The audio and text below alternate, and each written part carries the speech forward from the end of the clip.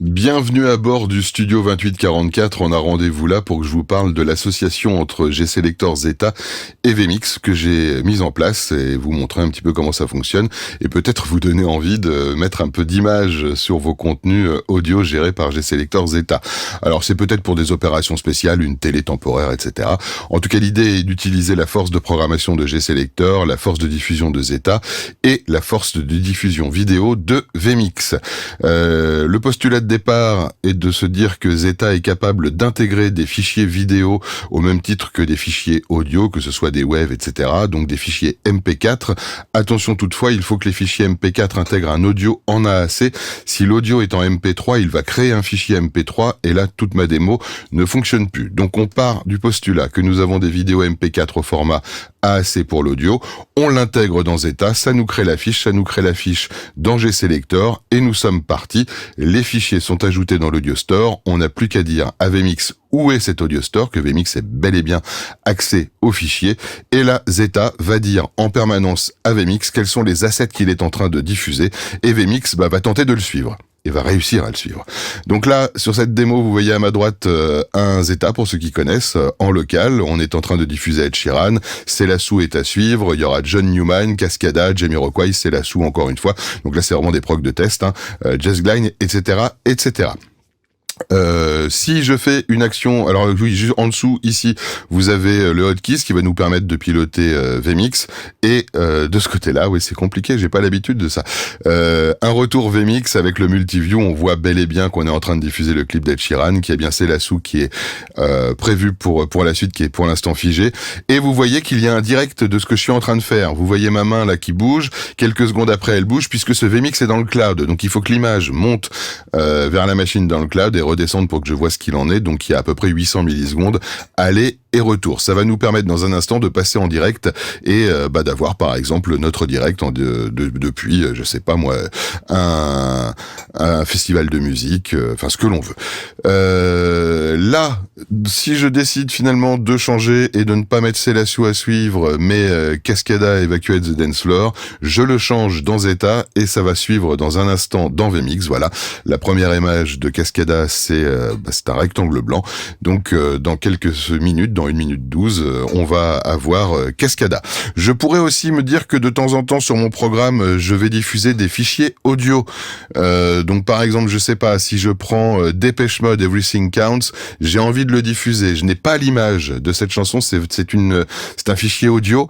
vMix va s'en rendre compte et va incruster une image. Là, en l'occurrence, c'est le logo Studio 2844. Ça pourrait être n'importe quoi. Ça pourrait être une autre source vidéo, un logo qui tourne, un vumètre, tout ce que vous voulez, afin que le spectateur se retrouve pas avec un écran noir pendant la diffusion de cet élément.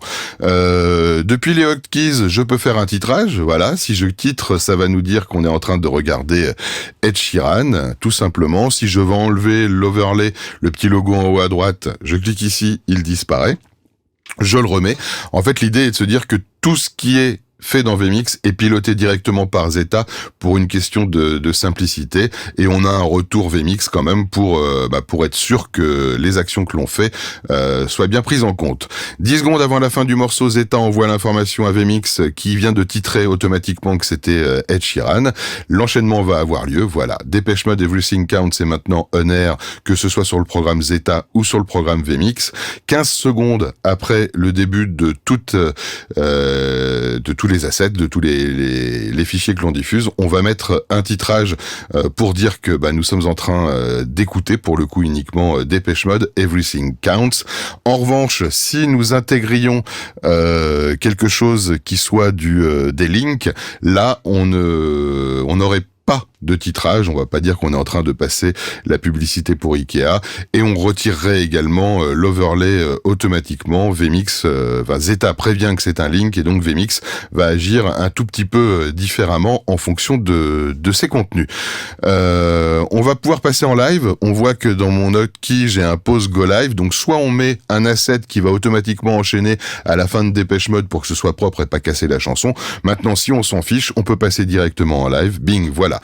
Maintenant, on est en direct depuis le studio 2844 et les spectateurs voient tout simplement ce direct et on fait une bascule audio au niveau de l'infrastructure Zeta pour que l'audio passe également si on utilise d'un côté le programme radio et de l'autre côté le programme vidéo, sachant que dans ce cas-là, on pourrait considérer que finalement l'audio et la vidéo sont gérés par VMix et que les gens, même sur le programme radio, écoute finalement VMix et que Zeta soit là uniquement pour piloter et donner vraiment une souplesse de réalisation, que ce soit pour les timings ou tout ce que l'on veut. On peut aussi considérer que nous avons dans un bureau, ce qui arrive quand même régulièrement, un programmateur musical qui soit derrière son G-Selector, qui soit en train d'écouter l'émission qui est en cours et qui se disent finalement si on changeait dans ma liste, j'ai Isia qui est ici dans mon sélecteur. Bim, je vais mettre Isia parce que je veux que en sortie de break, ce soit non pas Cascada, mais Isia. Ça a automatiquement mis à jour Zeta, évidemment, mais également VMix.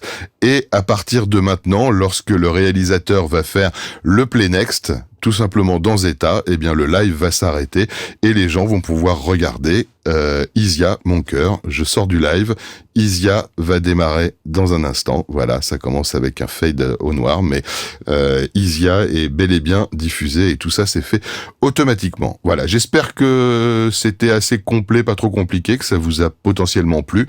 Si vous voulez qu'on en discute en commentaire, c'est avec plaisir, par message également, et je vous donne rendez-vous là la prochaine fois.